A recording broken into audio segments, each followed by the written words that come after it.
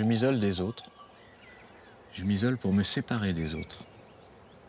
L'être soi-disant le plus élevé, le plus évolué, doué d'intelligence, le dominateur du monde, la créature superpuissante, fait moins pour ses enfants qu'une abeille, moins qu'un insecte, moins que toute autre créature.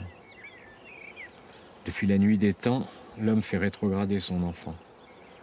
Il lui impose ses schémas de pensée, se substitue à lui, il le conditionne et le détruit sans même s'en rendre compte.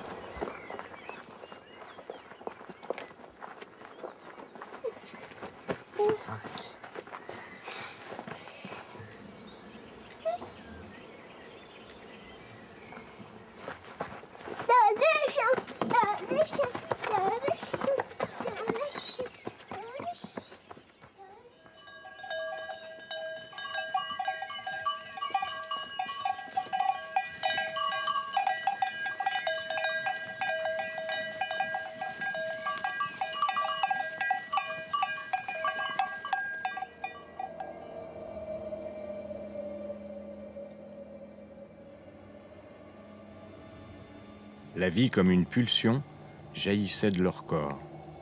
Ils rayonnaient, comme un besoin irrésistible et incontrôlable de s'attacher aux hommes. Tout leur était facile. Chaque effort leur donnait encore plus de force.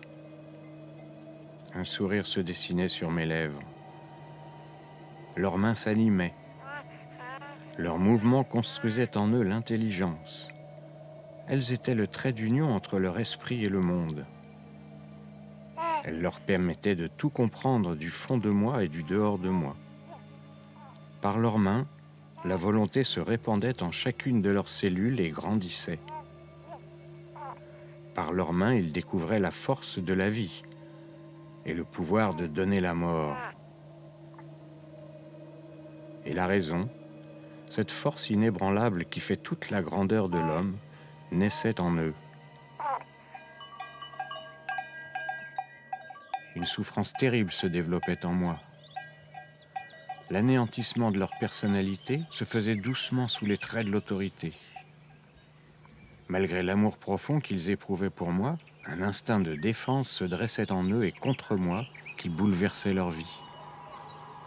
La défense de mes acquis et de mes biens devenait l'axe principal de leur éducation.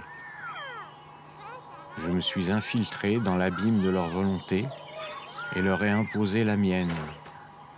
Je pensais les aimer, mais sans le savoir, j'étais la victime aveugle d'une autre force qui me poussait à les mépriser. Le sentiment qu'ils étaient faibles naissait en moi. Ils devenaient des êtres sur lesquels je pouvais tout.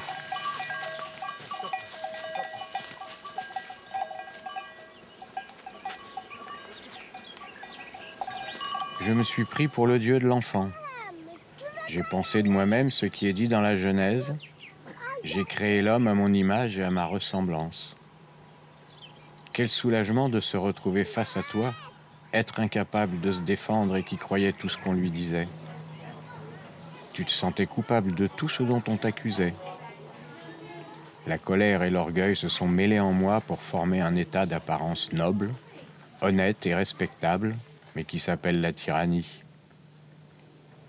Je te dominais en vertu de la loi et du droit naturel, tout simplement par le fait d'être adulte.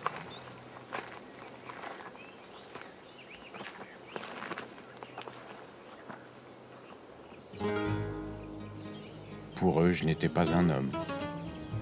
Il fallait être heureux quand ils voulaient, tranquille quand ils voulaient, souffrir quand ils souffraient. C'est cela qui m'empêchait de respirer vraiment, de dire vraiment, de pleurer vraiment. Et toute ma vie, je l'ai construite autour de cette déformation, de cette frustration. L'autorité est devenue mon ennemi mortel.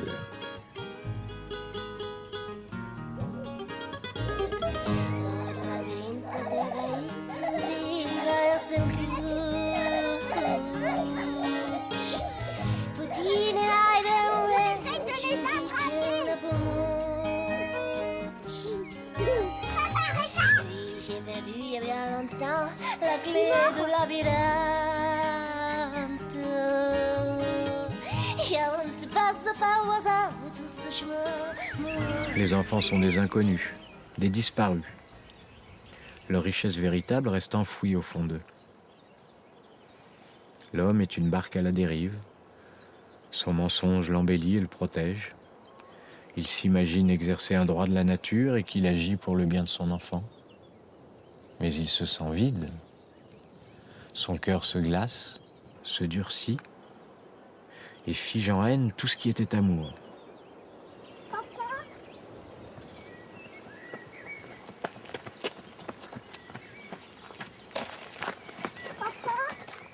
Le pays des framboises. C'est pas un pays de framboises. Il y a plein de framboises. J'en envoie pas mal, hein. Samuel, j'en ai un. Ouais, on en a plein. Toi que tu as peur les orties, je t'en donne. Donne. Mais moi j'en veux.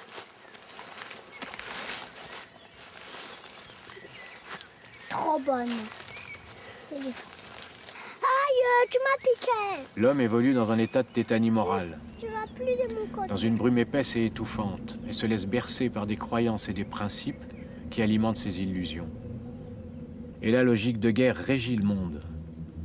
La guerre est là, partout, mais on est paralysé, comme incapable de tirer les enseignements de l'histoire à mesure qu'elle se déroule sous nos yeux.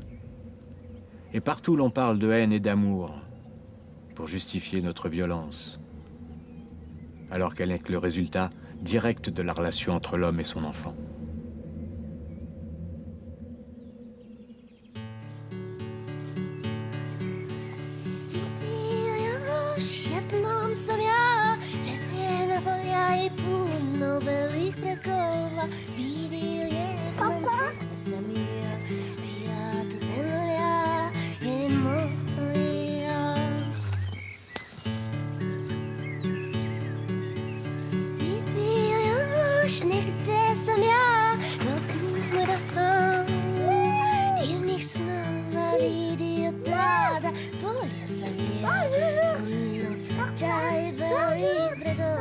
C'est là, dans la confrontation, au sein de la famille et du système social, que se crée l'alchimie violente.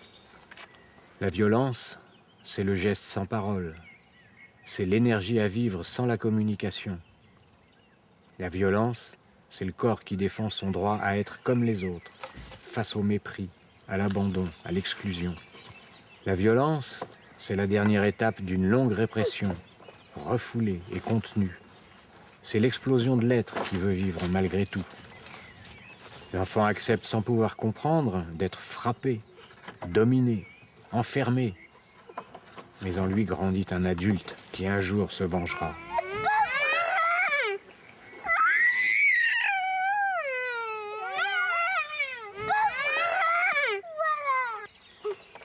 Hop là. Samuel, tu veux un gâteau au chocolat? Tiens, femme. Tu le veux, le dernier? Oui. Toucher à l'enfant, c'est toucher au point délicat et vital où tout peut encore se décider, où tout peut encore changer, où se cache la vie, où sont enfermés tous les secrets de l'âme, car c'est là que s'élabore la création de l'homme.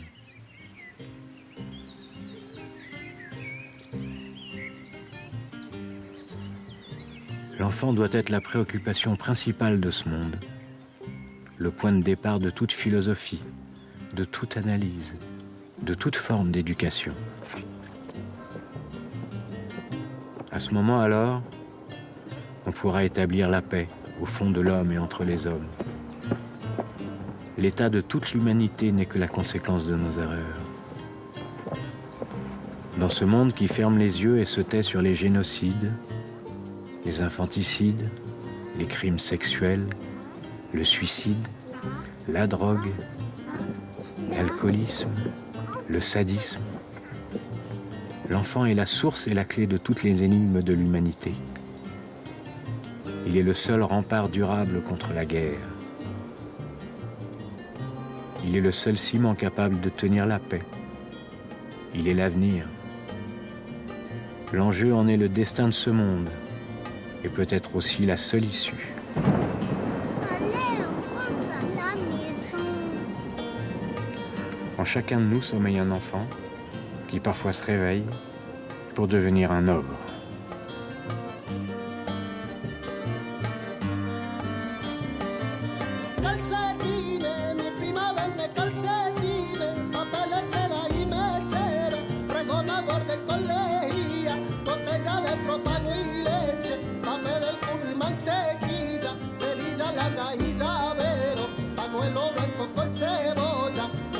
Dulce y canela y de Marsella jaboncito, estampa de la Costa Brava.